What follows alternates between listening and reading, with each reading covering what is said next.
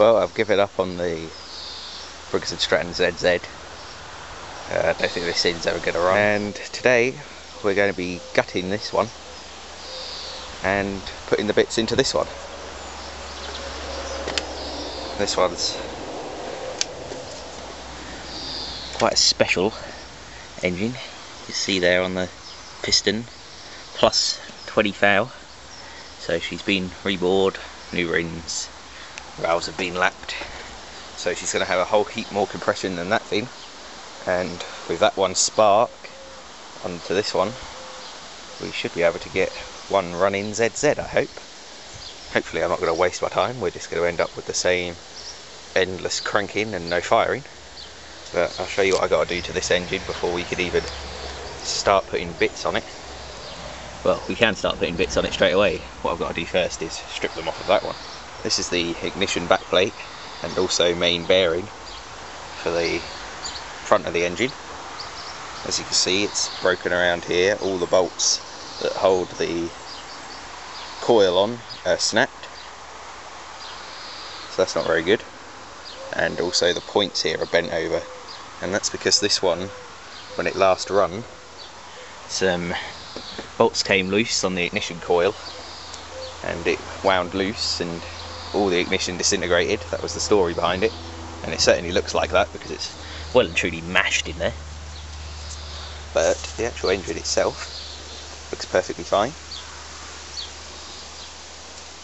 So we're going to start taking bits off of this one. Just going to use the cylinder head gasket off of this one, the carb. The only thing I'm not going to have on that engine at the moment is an exhaust, because I'm doubting very much I'm going to get that one off, and that one is rusted out anyway, so I'm going to have to try and find an exhaust.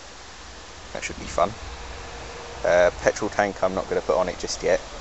I'll just get it to see if it'll start on some starting fluid, so I probably won't even be putting the carb on yet. But we're also taking the flywheel off of this one, all the shrouding, so we can have the nice crank handle set up instead of the rope start. So yeah, hopefully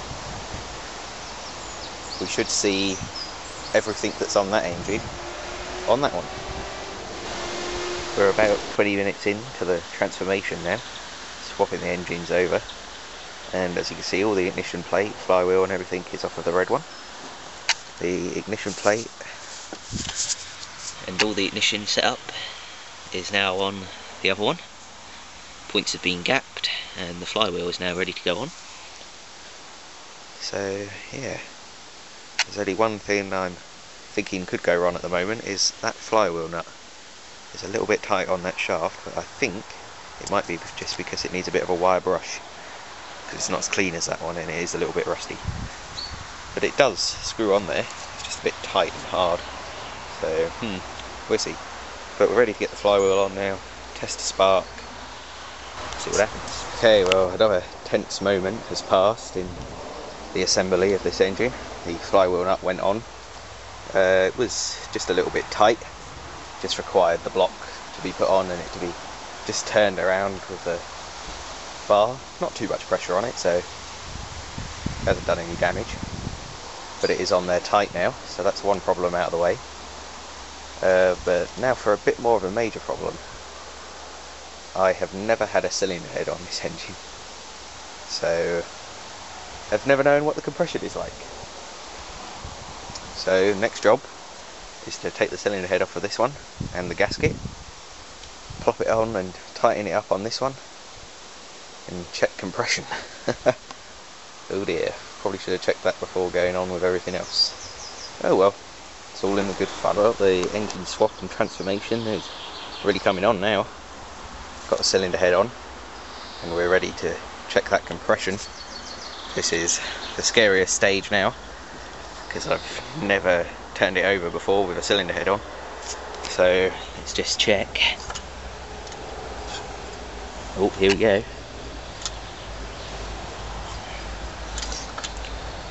There is some compression there. Oh, look at that bounce back. Yep, that's pretty good. That'll get better with a run as well. No compression release on that engine because it is a hell of a lot older than this one. Now I'm quite glad that I've dismembered this thing and never got to the stage of running it, because it was never going to last long. I've done the same check on this engine before putting the ignition plate on with the front bearing off, and there was hardly any movement at all. But we go ahead and do the same test to this one.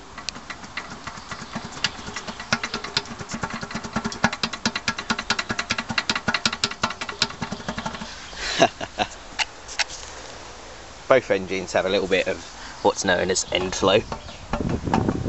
Not too bad though. Pretty much all old air-cooled engines have it. I mean, look at that play. There's play there without the piston really moving at all. And then obviously we get the quite bad play in the piston on this engine.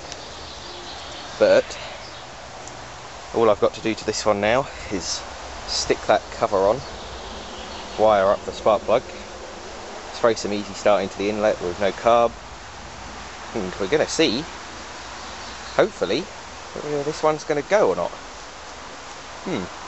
It's going to be quite interesting. Well, the second ZZ is thrown together, and oh my god, has it got some compression.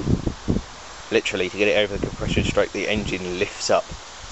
So we're going to spray some easy start into the inlet, see what happens. Now you know, you get that feeling that what you're about to do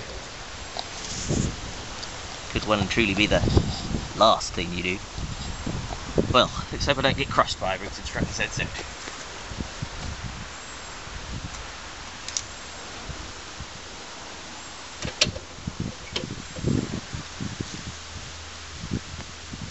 Okay, wish me luck.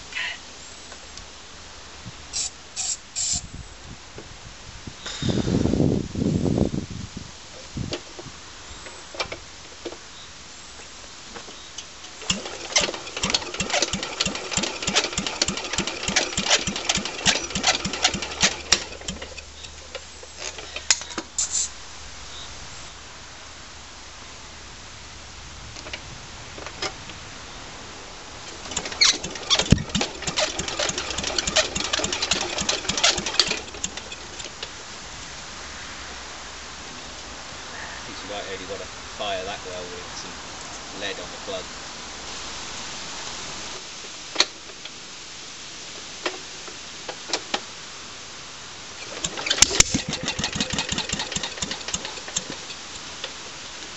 There you go. She fires, and that definitely does show that the lead on the spark plug trick works.